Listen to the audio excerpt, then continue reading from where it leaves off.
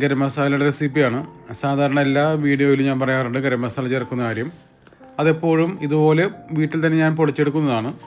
കടയിൽ നിന്ന് വാങ്ങിക്കൽ വളരെ കുറവാണ്. കാരണം വാങ്ങിക്കാറേ അതിനില്ല. കാരണം നമ്മൾ കൃത്യമായ രീതിയിൽ ചെയ്ത് പൊടിച്ചാൽ ഇതുപോലെ നല്ല സ്മൂത്തായ നല്ല ഫൈനായിട്ട് കിട്ടും. ഇതിൽ വേറൊരു മാവില്ലാത്തതുകൊണ്ട് തന്നെ കറിക്കൊക്കെ നല്ല ടേസ്റ്റ് ആയിരിക്കും. അപ്പോൾ സമയമുള്ളവർ ഇതുപോലെ ചെയ്തെടുത്താൽ ഇതാണ് നല്ലത്. അപ്പോൾ അത് ചെയ്തെടുക്കാൻ വേണ്ടി എളുപ്പമാണ്. അതിനായി നമ്മൾ ആദ്യം വേണ്ടതൊരു നോൺ സ്റ്റിക്കിൻ്റെ പാനാണ്. നോൺ സ്റ്റിക്ക് പാനിലാണ് ചെയ്തെടുക്കുന്നത്.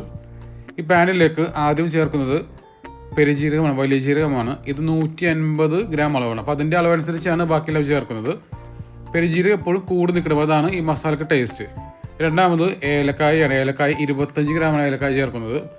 മൂന്നാമതായി കറുകപ്പട്ട, അത് 25 ഗ്രാം ചേർക്കുന്നുണ്ട്. അടുത്തത് കുരുമുളകാണ്. കുരുമുളക് 20 ഗ്രാം മാത്രം മതി. അതുപോലെ ഗ്രാമ്പ് 5 ഗ്രാം മതി, കാരണം അല്പം പൊള്ളലുണ്ടാവും, അത് 5 ഗ്രാം മതി. തക്കോലം 20 ഗ്രാം എടുക്കാം. ജാതിപത്രി 10 ഗ്രാം മാത്രം മതി.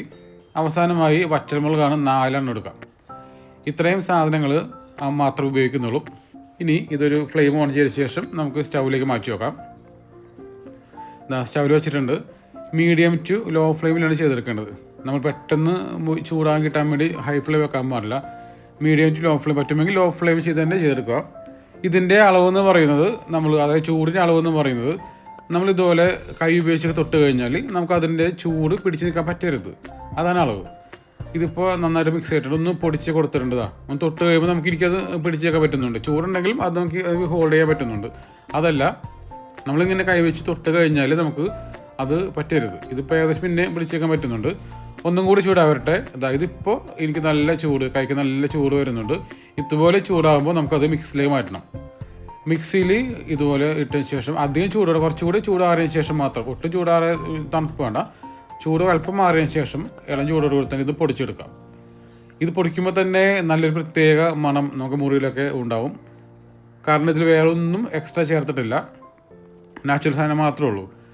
മിക്സ് തുറക്കുന്ന നല്ല പുകയോട് കൂടെ തന്നെ വരുന്നുണ്ട്, പൊടിച്ച പുകയാണ്.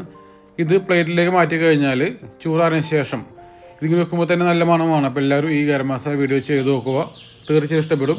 ഈ അളവാണെങ്കിൽ ഞാൻ പറയുന്ന ആ ഒരു അളവ് തന്നെ എടുത്തു കഴിഞ്ഞാൽ നല്ല കറക്റ്റ് ടേസ്റ്റ് കിട്ടും. എല്ലാവരും ചെയ്ത് നോക്കുക. ഈ ചാനൽ ആദ്യം കാണുന്നവരാണെങ്കിൽ ഇഷ്ടപ്പെട്ടു കഴിഞ്ഞാൽ സബ്സ്ക്രൈബ് ചെയ്യുക, ലൈക്ക് ചെയ്യുക, ഷെയർ ചെയ്യുക.